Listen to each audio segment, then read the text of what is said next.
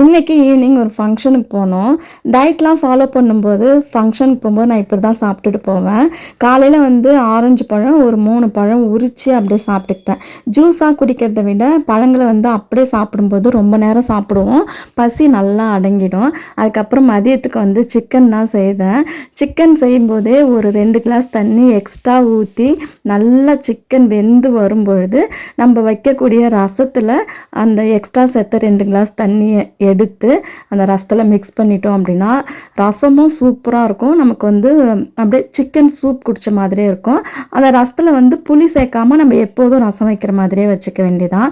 இந்த சூப் இருந்ததுன்னா நம்ம டீ காஃபி குடிக்கணும்னு தோணும்போது குடிச்சிக்கலாம். அதுக்கப்புறம் சிக்கனில் பெப்பர், கருவேப்பிலை, ஆனியன் சேர்த்து இறக்கிட்டேன். இந்த மாதிரி ப்ரோட்டீன் அதிகமாக இருக்கக்கூடிய உணவுகள் சாப்பிட்டுட்டு நம்ம ஃபங்க்ஷன் போனோம்னா ஃபங்க்ஷனில் வைக்கக்கூடிய அந்த பொரியல் அதை மட்டும் சாப்பிட்டுட்டு வந்துடுவேன். நைட்டுக்கு எக் ஆம்லேட் தான் சாப்பிட்டேன்.